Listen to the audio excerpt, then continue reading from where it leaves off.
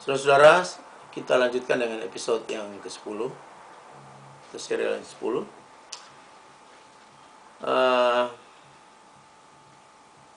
Kembali lagi saya tegaskan di sini bahwa itulah Jawa dan itulah negara Jawa. Di depan mereka membuat sesuatu yang manis untuk kita tahu, tetapi di belakang mereka merencanakan membubarkan segala sesuatu yang telah dikerjakan, atau membunuh orang, atau melakukan sesuatu yang kebalikan daripada apa yang mereka lakukan. Dan itu terbukti sampai dengan saat hari ini. Mereka punya kamuflase terlalu banyak, saudara-saudara.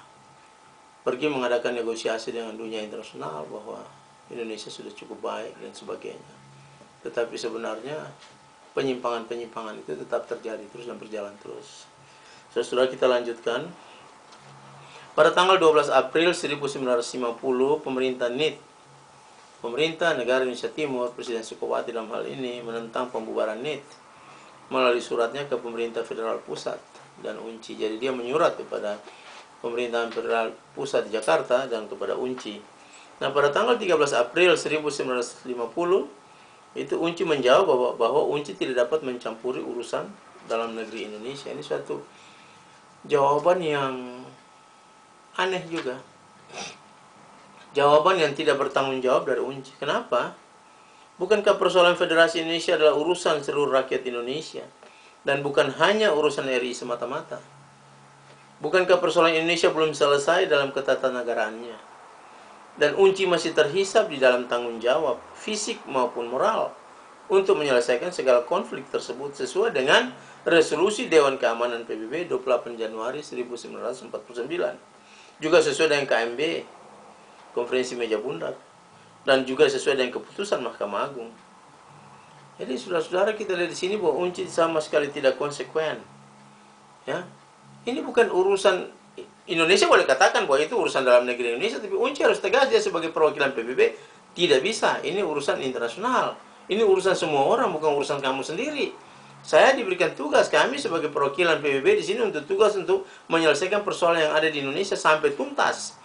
UNCI tidak bisa menjawab seperti ini. Ini kan jawaban yang orang bilang memberi angin kepada Indonesia, memberi angin kepada RI. RI plus, ya. Yang bukan lagi RI satu negara bagian, tapi RI sudah ditambah dengan 13 negara bagian yang lain, jadi sudah 14 negara bagian. Sementara RI sendiri sudah RIS minus, yang tadinya 16 negara bagian, sisa 3 negara bagian. Jadi saudara-saudara lihat bahwa di depan bikin barang yang lain atau bikin suatu perundingan atau bikin suatu hal yang masuk di akal, tapi di belakang mereka membuat satu tindakan yang justru bertentangan dengan apa yang mereka lakukan depan. Mulai dari awal kita lihat saudara-saudara sampai dengan hari ini, sampai dengan saat ini, ya.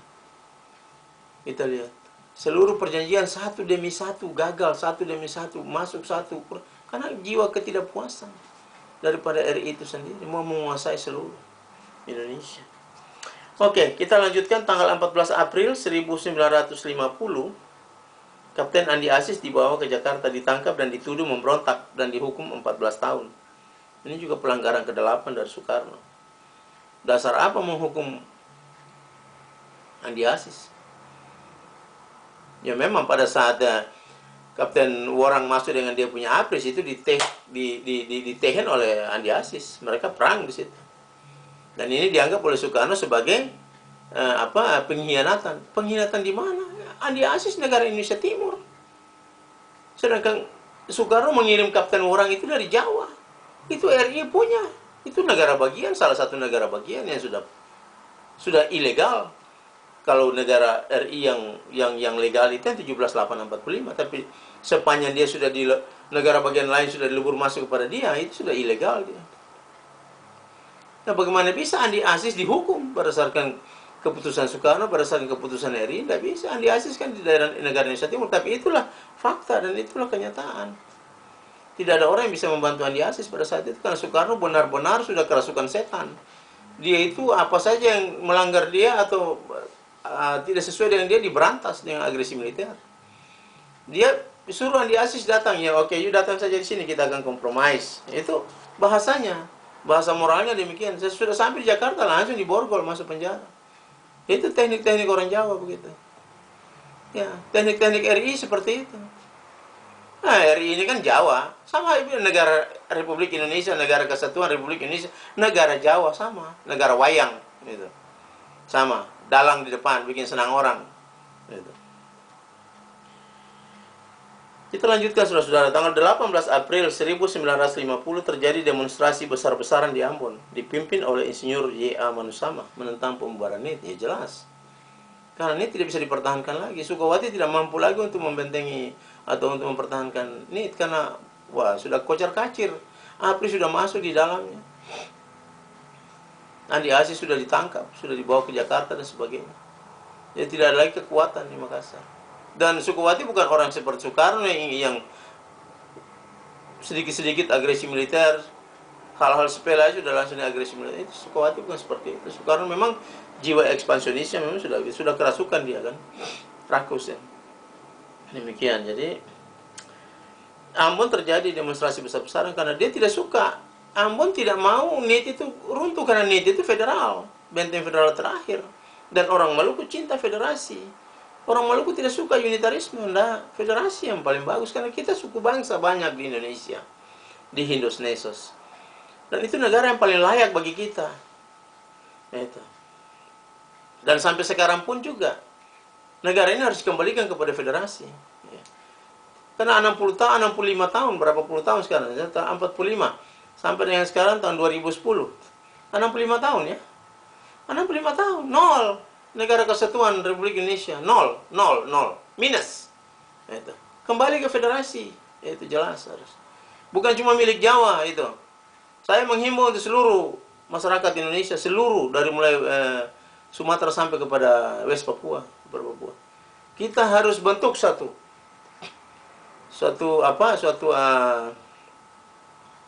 ikatan atau kita duduk dalam suatu pertemuan, dalam suatu meja untuk kita berbicara soal ini. Sebab masa depan Indonesia bukan orang Jawa yang menentukan, bukan. Kita semua menentukan. Walaupun dia dominan di dalamnya, tetapi itu bukan berarti bahwa dia harus segala-galanya untuk dia, tidak bisa. Apa gunanya orang dominan tapi bodoh di dalam, buat apa? Orang di luar Jawa sedikit tapi pintar semua. Gitu. Kalau menang banyak saja tapi bodoh, buat apa? Tidak ada gunanya. Gitu. Oke, jadi